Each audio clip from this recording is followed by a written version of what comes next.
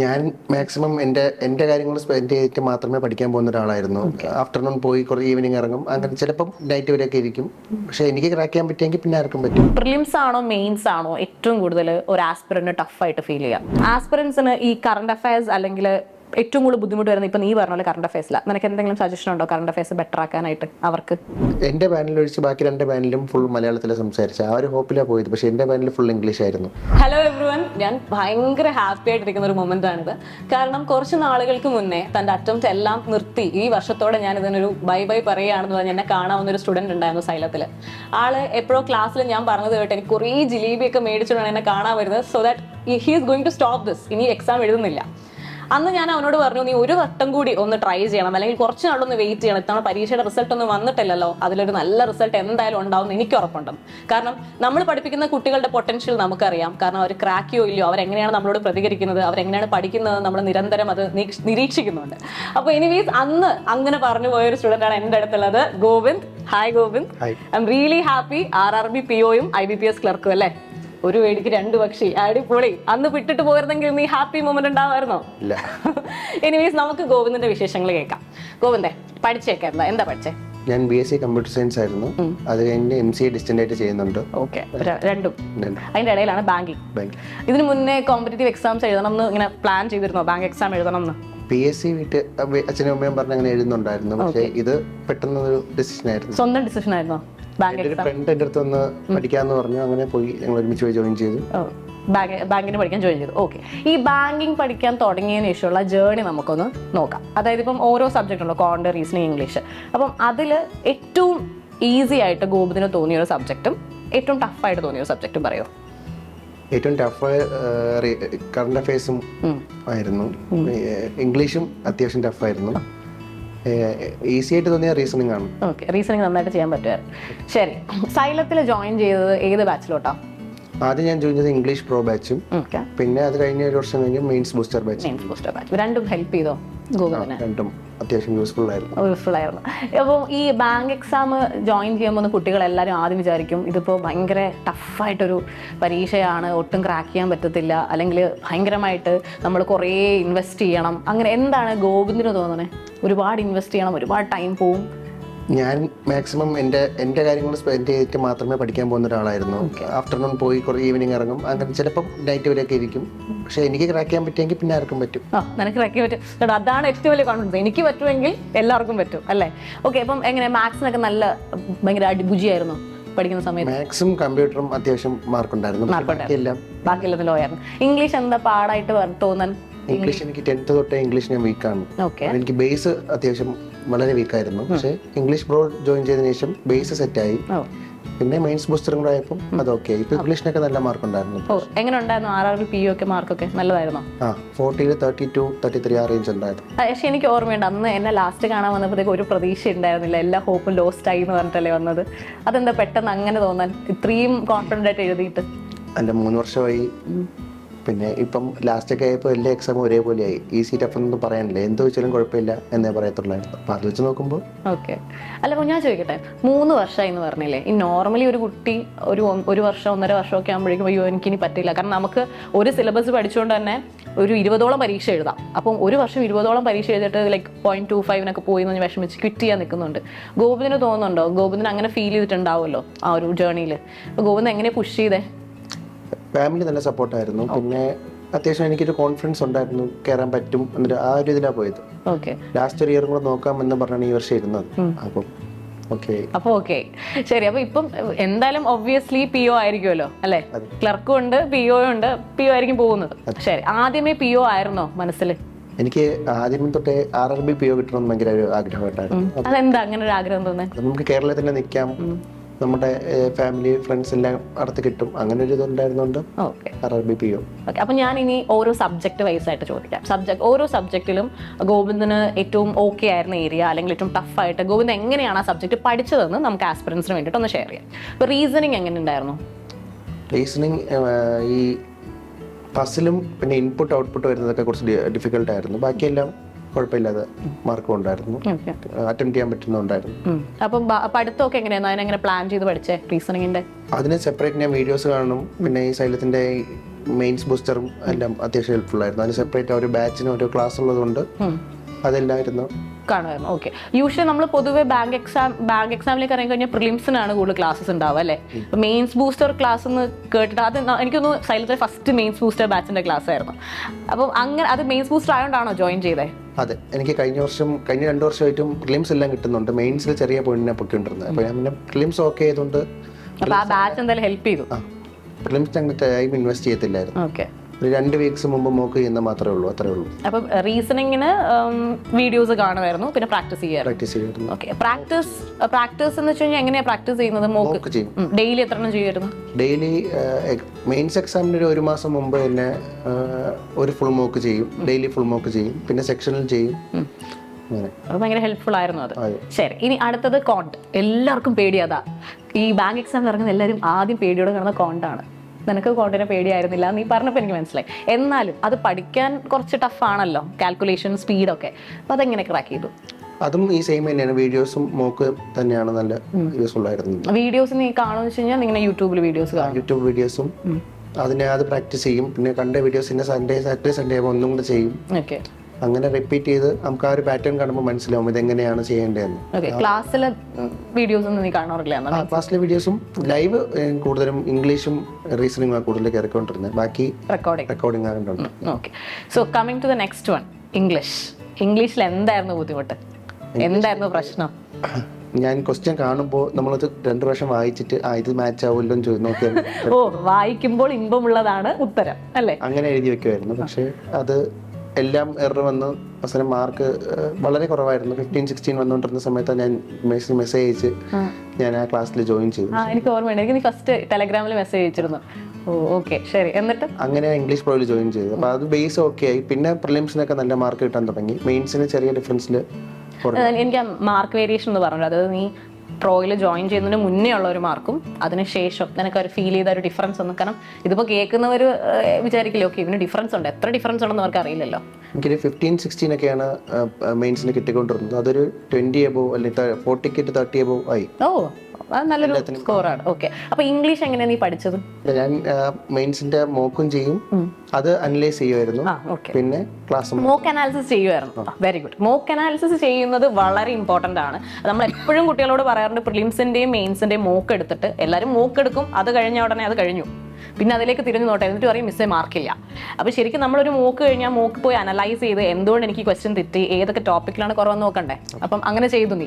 ഇനി അടുത്തതെന്ന് വെച്ച് കഴിഞ്ഞാൽ നിന്റെ ഏറ്റവും പേടിയുള്ള, നീ പറഞ്ഞു എനിക്ക് ഏറ്റവും ടഫായിരുന്നു കറണ്ട് അഫയേഴ്സ് എങ്ങനെ ക്രാക്ക് ചെയ്തു? കറണ്ട് അഫയേഴ്സ് ഞാൻ ആദ്യത്തെ രണ്ട് ഇയറും നല്ല വീക്കായിരുന്നു. പിന്നെ 3rd ഇയർ ആയപ്പോൾ ഇപ്പോൾ ഡെയിലി വീഡിയോസ് കണ്ട് ഡെയിലി എഴുതി വെക്കും, നോട്ട്സ് എഴുതി വെക്കും.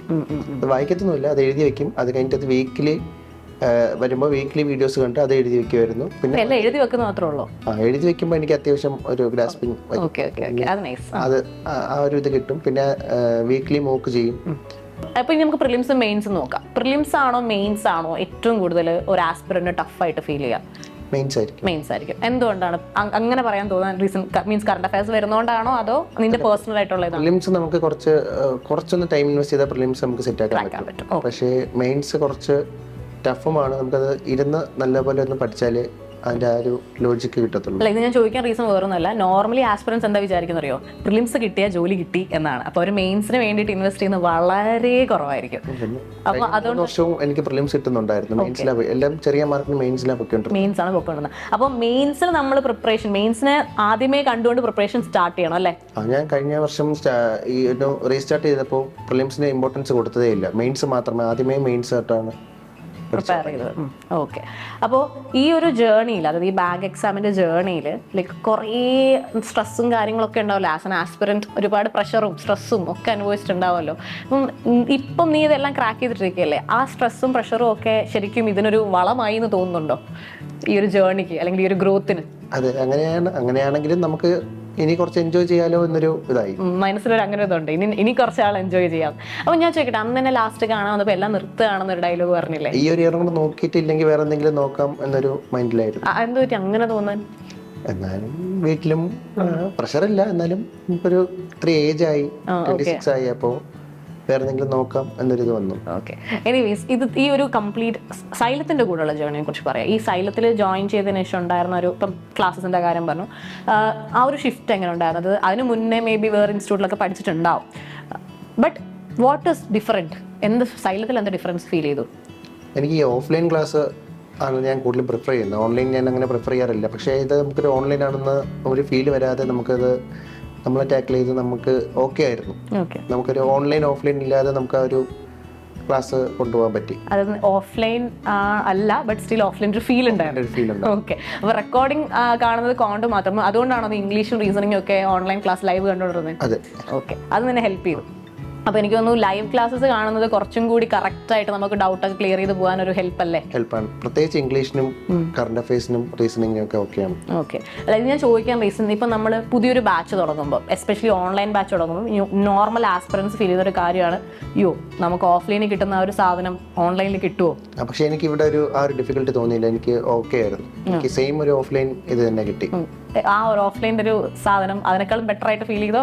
വീട്ടിൽ തന്നെ നമ്മുടെ കംഫർട്ട് സോണിൽ ഇരുന്ന് പഠിക്കാൻ നമുക്ക് എന്തും ഡൗട്ട് ചോദിക്കാം, അപ്പോഴും റിപ്ലൈ കിട്ടും. പക്ഷെ ചില ഈ ഓവർ ഇതൊക്കെ ക്രൗഡഡ് ആകുമ്പോൾ നമുക്കത് പറ്റത്തില്ലായിരുന്നു. പക്ഷെ ഇതിപ്പം അത്യാവശ്യം സ്റ്റുഡൻസ് ഉണ്ടെങ്കിലും നമുക്ക് ഡൗട്ട് ക്ലിയർ ചെയ്യാനും എല്ലാത്തിനും ഓക്കെ ആയിരുന്നു. പറ്റുമായിരുന്നു. നിങ്ങൾക്ക് ലൈവ് കംപ്ലീറ്റ്ലി കാണാൻ പറ്റുമായിരുന്നോ ഒരു ജേർണി? ഓക്കെ, ശരി. ഫ്രണ്ട്സും ഫാമിലിയൊക്കെ എന്ത് പറഞ്ഞു? ഫസ്റ്റ് റെസ്പോൺസ് എന്തായിരുന്നു?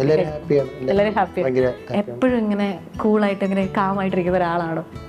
ഞാൻ എനിക്ക് അറിയാന്നുള്ളവരടുത്ത് കുറച്ച് എക്സ്ട്രോവേർട്ടും അല്ലാത്തവരടുത്ത് ഞാൻ അങ്ങനെ ഭയങ്കര ഇൻട്രോവേർട്ടും ആണ്. അല്ല, അതെനിക്ക് ജേർണി സ്റ്റാർട്ട് ചെയ്യുമ്പോൾ നമ്മൾ ഈ ഒരു ഇന്റർവ്യൂ ജേർണി സ്റ്റാർട്ട് ചെയ്യുമ്പോൾ മനസ്സിലായി. അപ്പം നീ വിചാരിക്കുക, ഒരു ഡിഗ്രി കഴിഞ്ഞ ഒരാൾ പഠിക്കാൻ പോവാണ്, നീ നിന്റെ ഫ്രണ്ടാ, നിന്റെ ഏറ്റവും വലിയ ഫ്രണ്ട്, നീ എന്തായിരിക്കും ആളോട് പറയുന്നത്? മൊബൈൽ മാറ്റി വെച്ച് നമുക്ക് വേണ്ടി പ്രൊഡക്റ്റീവ്, നമ്മുടെ ആവശ്യം എന്ന് പറഞ്ഞിരുന്നാൽ പറ്റും. മൊബൈൽ മാറ്റി വെച്ച് പ്രൊഡക്റ്റീവായിട്ട് നമുക്ക് വേണ്ടി ഇരുന്ന സാധനം കിട്ടും. ഓക്കെ, അപ്പോൾ എന്തെങ്കിലും കൂടുതൽ ഫോക്കസ് ചെയ്യാൻ പറയും? ഏത് സബ്ജക്റ്റിൽ, അല്ലെങ്കിൽ എന്ത് ബേസ് ആയിട്ട് എന്ത് സെറ്റ് ചെയ്യാൻ പറയും? ഇപ്പം എനിക്കൊരു ലാസ്റ്റ് ഒരു ഈ എക്സാം കിട്ടിയതെല്ലാം ഞാൻ കൂടുതലും ഫോക്കസ് ചെയ്തത് ഇംഗ്ലീഷും മാത്സും കോണ്ടും റീസണിങ്ങും ആണ്. കറണ്ട് അഫയേഴ്സിന് ഞാൻ വലിയ ഇമ്പോർട്ടൻസ് കൊടുത്തില്ല. അപ്പോൾ എനിക്ക് ബാക്കി എല്ലാത്തിനും നല്ല മാർക്ക് സ്കോർ ചെയ്തപ്പോൾ കറണ്ട് അഫയേഴ്സ് ഒരു ആവറേജ് ആണെങ്കിലും കയറി പോകാൻ പറ്റി. ഓക്കെ, അപ്പം നീ പറയുന്നത് നമ്മൾ ബേസ് എല്ലാം സെറ്റ് ചെയ്ത് പോകണം. പ്രത്യേകിച്ച് ഇംഗ്ലീഷിന് ബേസ് കമ്പൽസറി ആണ്. കാരണം നമുക്ക് മോക്ക് ചെയ്യുമ്പോൾ നമുക്ക് എന്തും ചെയ്യാം, നമുക്ക് എന്തും അറ്റംപ്റ്റ് ചെയ്ത് വെക്കാം. പക്ഷേ മെയിൻസിന് അങ്ങനെ ചെയ്യാൻ പറ്റത്തില്ല. എനിക്ക് സന്തോഷമായി. എന്തറിയോ, ആസ് എ ഇംഗ്ലീഷ് ടീച്ചർ ഞാൻ രാവിലെയും രാത്രിയും പകലും ക്ലാസ് എടുക്കുന്ന ഫുൾ ടൈം പറയുന്നത് ബേസ് വേണം എന്നാണ്. പക്ഷേ പഠിച്ച് അത് എക്സ്പീരിയൻസ് ചെയ്ത് പരീക്ഷ എഴുതി പാസ്സായ ഒരാൾ പറയുമ്പോൾ മിസ്സ് പറഞ്ഞ കറക്റ്റാണെന്ന് പറഞ്ഞ് ഫീൽ ചെയ്യില്ല. അപ്പോൾ നിങ്ങൾക്ക് മനസ്സിലായല്ലോ, ബേസ് സെറ്റാക്കണം, മൊബൈൽ മാറ്റി വെക്കണം. എനിക്ക് വേണ്ടിയിട്ടാണ് ഞാനിത് എഴുതുന്നതെന്ന് പൂർണ്ണമായ ബോധത്തോടെ ചെയ്യണം, അല്ലേ? ഓക്കെ, അപ്പം ആസ്പിറൻസിന് ഈ കറണ്ട് അഫയേഴ്സ് അല്ലെങ്കിൽ ഏറ്റവും കൂടുതൽ ബുദ്ധിമുട്ട് വരുന്നത്, ഇപ്പം നീ പറഞ്ഞ പോലെ കറണ്ട് അഫയേഴ്സിലാണ്. നിനക്ക് എന്തെങ്കിലും സജഷൻ ഉണ്ടോ കറണ്ട് അഫയേഴ്സ് ബെറ്റർ ആക്കാനായിട്ട് അവർക്ക്? ഇപ്പം നീ ഉപയോഗിച്ചത് എഴുതി വെക്കുക എന്നുള്ള ടെക്നിക്കാണ്. ഞാൻ അത് തന്നെയാണ് പ്രിഫർ ചെയ്യുന്നത്. ആണോ? അതായത് ജസ്റ്റ് വായിക്കുന്നതും നമ്മൾ കാണുന്നതിനെക്കാട്ടിയും കുറച്ചും കൂടെ നമ്മുടെ മെമ്മറി നിൽക്കുന്നത് എഴുതി വെക്കുന്നതായിരിക്കും. Very good. പ്രത്യേകിച്ച് എനിക്ക് അത് ഓരോരുത്തർക്ക് ഡിപ്പെൻഡ് ചെയ്ത് ചേഞ്ച് ചെയ്യാം. പക്ഷേ എനിക്ക് അങ്ങനെയായിരുന്നു. ഡെയിലി ന്യൂസ് പേപ്പർ നീ വായിക്കുമായിരുന്നു? ന്യൂസ് പേപ്പർ വായിക്കത്തില്ല, വീഡിയോസ്. അത് ഈ ന്യൂസ് പേപ്പറിന് തന്നെ വീഡിയോസ് അല്ലേ കാണാം, അനാലിസിസ്, കറണ്ട് അഫയേഴ്സിന്റെ ചാനലുണ്ട് യൂട്യൂബിൽ, അപ്പോൾ അത് നോക്കി എഴുതി വെക്കുമായിരുന്നു. ശരി. അപ്പോൾ ഇംഗ്ലീഷ് ഇന്റർവ്യൂവിന് പോയ കാര്യം ചോദിക്കാം. അപ്പോൾ നമ്മളെ ഒരു ജേർണിയിൽ ഇന്റർവ്യൂവിന് പോയില്ലേ? എങ്ങനെ ഉണ്ടായിരുന്നു ഇന്റർവ്യൂ? എനിക്ക് ലാസ്റ്റ് ആയിരുന്നു എൻ്റെ ഇന്റർവ്യൂ. 8:30 PM ഒക്കെ ആയി. അപ്പോൾ എൻ്റെ അടുത്ത് പേഴ്സണൽ ക്വസ്റ്റ്യൻസും അങ്ങനെയാണ് കൂടുതലും ചോദിച്ചത്. ഓക്കെ, അതുകൊണ്ട് പ്രത്യേകിച്ച് ടെൻഷനൊന്നും ഇല്ലായിരുന്നു. പിന്നെ എനിക്ക് മുമ്പ് കയറിയവരെല്ലാം വന്ന് പറഞ്ഞു പേടിക്കാനൊന്നുമില്ല, പേഴ്സണൽ ക്വസ്റ്റ്യൻസ് മാത്രമേ ഉള്ളൂ. അപ്പം പിന്നെ ചില്ലായിട്ടാണ് കയറിയത്. എന്താ ചോദിച്ചത്? കാരണം ഇതിപ്പോൾ കാണുന്നവർക്ക് തോന്നും ഞങ്ങൾ നാളെ പിയോട് ഇന്റർവ്യൂവിന് പോകും, എന്ത് ചോദിക്കുന്നത്? എൻ്റെ അടുത്ത് പേഴ്സണൽ ഡീറ്റെയിൽസ്, അച്ഛൻ്റെ അമ്മയുടെയും ജോലി കാര്യങ്ങൾ അതൊക്കെ ചോദിച്ചു. അനിയൻ എന്ത് ചെയ്യുന്നു ചോദിച്ചു. പിന്നെ എന്തോ എഫ് ഡി ക്രിയേറ്റ് ചെയ്യാൻ, നമുക്ക് ഒരു ബ്ലൈൻഡ് ആയിട്ടുള്ള ഒരാൾ വന്ന FD ക്രിയേറ്റ് ചെയ്യുമ്പോൾ നമ്മൾ എങ്ങനെ ഹെൽപ്പ് ചെയ്യുമെന്ന് ചോദിച്ചു. പിന്നെ RBI ഗവർണറായിരുന്നു ചോദിച്ചു. അത്ര എൻ്റെ ചോദിച്ചിട്ടുള്ളൂ. ഇത്രയും ക്വസ്റ്റ്യൻ ചോദിച്ചോളൂ? ഓക്കെ, അപ്പം നിനക്ക് പേടി തോന്നില്ല ഇത്രയും കുറച്ച് ക്വസ്റ്റ്യൻ ചോദിച്ചപ്പോഴത്തേക്ക്? അപ്പോഴും പേടി തോന്നില്ല. എൻ്റെ പുറത്തിറങ്ങിയപ്പോൾ എൻ്റെ ഫ്രണ്ട് എന്ന് പറഞ്ഞു ചിലപ്പോൾ ലാസ്റ്റ് ആയതുകൊണ്ട് ഇവർ ആവറേജ് മാർക്ക് തരാൻ വേണ്ടി എന്തെങ്കിലും ചോദിച്ചിട്ട് വിടും എന്നൊരു പറഞ്ഞു. ഓ, അങ്ങനെ. ഓക്കെ, അപ്പോഴും ചെറിയ ടെൻഷൻ ഉണ്ടായിരുന്നു. ഓക്കെ, ലാംഗ്വേജ് എങ്ങനെ ഉണ്ടായിരുന്നു? സംസാരം ഇംഗ്ലീഷ് ഉപയോഗിക്കാൻ? എന്റെ പാനലിൽ ഒഴിച്ച് ബാക്കി 2 പാനലും ഫുൾ മലയാളത്തിലാണ് സംസാരിച്ചത്. ആ ഒരു ഹോപ്പിലാണ് പോയത്. പക്ഷെ എന്റെ പാനൽ ഫുൾ ഇംഗ്ലീഷ് ആയിരുന്നു. അതെനിക്ക് ഇഷ്ടപ്പെട്ടു. എനിക്ക് മുമ്പ് കയറി ആരോ ചോദിച്ചപ്പോഴും അവർ പറഞ്ഞു നിങ്ങൾ ഗ്രാജുവേഷൻ ഒക്കെ കഴിഞ്ഞല്ലേ, അപ്പൊ നമുക്ക് ഇംഗ്ലീഷ് തന്നെ സംസാരിക്കാം എന്ന് പറഞ്ഞു. ഇംഗ്ലീഷിലാണ് ചോദിച്ചത്. ഓക്കെ, ദേ വേ മലയാളീസ്, പക്ഷെ അവര് ഇംഗ്ലീഷ് സംസാരിക്കാൻ തീരുമാനിച്ചു. അപ്പൊ നിനക്ക് എന്ത് ഫീൽ ചെയ്തു? നമുക്ക് ഡിഫിക്കൽട്ട് ആയിട്ടൊന്നും ചോദിച്ചില്ല. പേഴ്സണൽ ഡീറ്റെയിൽസ് ഒക്കെ നമ്മൾ സെൽഫ് ഇൻട്രൊഡക്ഷൻ പഠിക്കാൻ വെക്കി പറയുന്നുണ്ടല്ലോ, അത് മാത്രമേ ചോദിച്ചിട്ടുള്ളൂ. സെൽഫ് ഇൻട്രൊഡക്ഷൻ ഞാൻ പറഞ്ഞിട്ടുണ്ടായിരുന്നു, സെൽഫ് ഇൻട്രൊഡക്ഷൻ പഠിച്ചിട്ട് പോകുന്നത്. അത് കഴിഞ്ഞ IBBS ഇന്റർവ്യൂവിന് പോയപ്പോഴും പഠിച്ചിട്ടുള്ളതുകൊണ്ട് അത് കുഴപ്പമില്ല. ആ സെറ്റായിരുന്നു. കാരണം നമ്മളെ ഒരാൾ ഫസ്റ്റ് എസ്പെഷ്യലി ഇന്റർവ്യൂവിന് പോകുമ്പോഴത്തേക്കും നമ്മളിപ്പം നോർമലി ഞാൻ ഇന്ന ആളാണെന്ന് പറയുന്നില്ലല്ലോ, നമ്മളെ തന്നെ അവരുടെ മുന്നിലേക്ക്, നമ്മളൊരു ബ്രാൻഡാണ്, നമ്മുടെ ബ്രാൻഡിന്റെ അഡ്വർടൈസ് ഒക്കെ ചെയ്യുന്ന പോലെ നമ്മളെ കുറിച്ച് അത്രയും ഡീറ്റെയിൽ പറയണ്ടേ, അപ്പോഴേ അവർക്ക് ഇംപ്രഷൻ കിട്ടത്തുള്ളൂ. സോ അത് നീ നന്നായി ചെയ്തു, അതുകൊണ്ടാണ് നീ ഇപ്പോൾ ഇവിടെ ഇരിക്കുന്നത്. അതിൽ എനിക്ക് ഒരുപാട് സന്തോഷമുണ്ട്.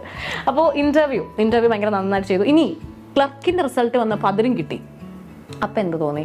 ക്ലർക്ക് ഞാൻ എക്സ്പെക്ട് ചെയ്തിട്ടുണ്ടായിരുന്നു. എനിക്ക് എക്സാം അത്യാവശ്യം ഈസി ആയിരുന്നു, അപ്പോൾ ഞാൻ എക്സ്പെക്ട് ചെയ്തിട്ടുണ്ടായിരുന്നു. പക്ഷേ RRB PO ആയിരുന്നു അന്നും ഇന്നും ഡ്രീം ആയിട്ടുണ്ടായിരുന്നു. അത് കിട്ടിയപ്പോൾ പിന്നെ സെറ്റായി. Okay. And last and final question, ഇപ്പോൾ എല്ലാ കുട്ടികളും പരീക്ഷ എഴുതുമ്പോൾ ക്ലർക്ക് ഫോക്കസ് ചെയ്താണ് എഴുതുന്നത്. പക്ഷേ ഞാൻ ചോദിക്കുന്നത്, ക്ലർക്ക് ഫോക്കസ് ചെയ്യണോ PO ഫോക്കസ് ചെയ്യണോ? ഏത് ഫോക്കസ് ചെയ്താൽ നമുക്ക് രണ്ടും ക്രാക്ക് ചെയ്യാൻ പറ്റും? എല്ലാവരും പറയുന്നത് വെച്ച് നമുക്ക് വർക്ക് ലൈഫ് ബാലൻസ് ഒക്കെ ചിലപ്പോൾ ക്ലർക്കായിരിക്കും കുറച്ചുകൂടെ നല്ലത്. പക്ഷേ നമുക്ക് അത് ഓരോരുത്തരുടെ പ്രിഫറൻസ് ആണോ, PO വേണോ ക്ലർക്ക് വേണോ എന്നുള്ളത്. അത്യാവശ്യം നമുക്ക് വർക്ക് ചെയ്യാൻ ഇൻട്രസ്റ്റ് ഉണ്ടെങ്കിൽ PO ആയിരിക്കും നല്ലത്. അല്ല, ഞാൻ ചോദിക്കുന്നത് POക്ക് വേണ്ടി പഠിച്ചാൽ ക്ലർക്ക് കിട്ടുമോ? രണ്ടും സെയിം ആണ്. ഞാൻ അങ്ങനെ സെപ്പറേറ്റ് മാറ്റി വെച്ച് പഠിച്ചിട്ടില്ല, രണ്ടും ഒരേപോലെ പഠിച്ചിട്ടുള്ളത്. ഓക്കെ. ഇത് ചോദിക്കാൻ റീസൺ, നമ്മുടെ യൂട്യൂബ് വീഡിയോയുടെ താഴെ കമന്റ് വരുമല്ലോ, അപ്പോൾ കമന്റ് ചോദിക്കുന്നത് മിസ്സേ POക്ക് പഠിച്ചാൽ ക്ലർക്ക് എഴുതാൻ പറ്റുമോ, അതോ ക്ലർക്കിന് പഠിച്ചാൽ PO എഴുതാൻ പറ്റുമോ? ഇങ്ങനത്തെ ചോദ്യങ്ങളാണ്. സിലബസ് എല്ലാം സെയിം ആണ്, അപ്പോൾ നമുക്ക് മാറ്റി പഠിച്ചിട്ട് കാര്യമില്ല, രണ്ടും ഒരേപോലെ കൊണ്ടുപോയിട്ട്. ഓക്കെ. അത് നീ തന്നെ പറഞ്ഞ്, കാരണം നീ റിസൾട്ട് കിട്ടിയ ആളാണ്, അപ്പോൾ നീ തന്നെ അത് പറയുമ്പോൾ അവർക്ക് ഓക്കെ ശരിയാണ്, ഗോവിന്ദ് ഇങ്ങനെ പറയുന്നുണ്ട്, അപ്പോൾ കറക്റ്റ് ആയിരിക്കും തോന്നുമല്ലോ, അതുകൊണ്ട് ചോദിച്ചതാണ്. അപ്പോൾ എല്ലാ ആസ്പിറൻസും, നിന്നെ കാണുന്ന എല്ലാ ആസ്പിറൻസിനോടും നിനക്ക് എന്താ പറയാനുള്ളത് ഈ എക്സാമിനെ കുറിച്ച്? അവരെല്ലാവരും ക്രാക്ക് ചെയ്യണം, അവരെല്ലാവരും ആ സ്വപ്നത്തിൽ നിന്നെ പോലെ ഇവിടെ RRB PO പാസ്സാവണം അല്ലെങ്കിൽ SBI PO പാസ്സാവണം എന്ന് പറഞ്ഞിരിക്കുന്നവരാണ്. അവരോട് നിനക്ക് എന്താണ് ലൈക്ക് ഒരു മോട്ടിവേറ്റിംഗ് ആയിട്ട് നിനക്ക് എന്താ പറയാനുള്ളത്? നമുക്ക് നമ്മളെ കാണും, നമ്മൾ പഠിച്ചാൽ നമുക്ക് കിട്ടും. Oh, that was a nice punch line. നമുക്ക് നമ്മളെ കാണുള്ളൂ, നമ്മൾ പഠിച്ചാൽ നമുക്ക് കിട്ടും. സോ ഒരു കാര്യം എനിക്ക് ഗോവിന്ദിന്റെ ഒരു ജേർണിന്ന് മനസ്സിലായത്, നമ്മൾ നന്നായിട്ട് നമുക്ക് വേണ്ടി വർക്ക് ചെയ്താൽ നമുക്ക് അവസാനം സക്സസ് കിട്ടും, ഇല്ലേ? അപ്പോൾ ആ കാര്യം ഉറപ്പാണ്. നിങ്ങൾ ചെയ്യേണ്ടത് നിങ്ങളുടെ ബേസ് കംപ്ലീറ്റ്ലി സെറ്റ് ചെയ്യുക. ആൻഡ് ഈ പറഞ്ഞതുപോലെ മെയിൻസിന് കൂടെ പ്രാധാന്യം കൊടുത്ത് പഠിക്കുക. നിങ്ങൾ ഏത് സബ്ജക്റ്റിലാണോ വീക്ക്, ആ സബ്ജക്റ്റ് നന്നായിട്ട് പ്രിപ്പയർ ചെയ്യുക. And never give up. Yes, never ever give up. അതിൻ്റെ പക്ക എക്സാമ്പിൾ ആണ് എൻ്റെ ഫ്രണ്ട് ഇരിക്കുന്നത്. അപ്പോൾ I M so happy and proud that I can call you my student. And also നിനക്ക് ഈ രണ്ടും കിട്ടിയതിൽ എനിക്ക് ഒരുപാട് സന്തോഷമുണ്ട്. ഇനിയും ലൈഫിൽ മുന്നോട്ട് ഒരുപാട് ദൂരം ഇതിനേക്കാൾ ഉയരങ്ങളിൽ എത്താൻ സാധിക്കട്ടെ. All the very best. Thank you.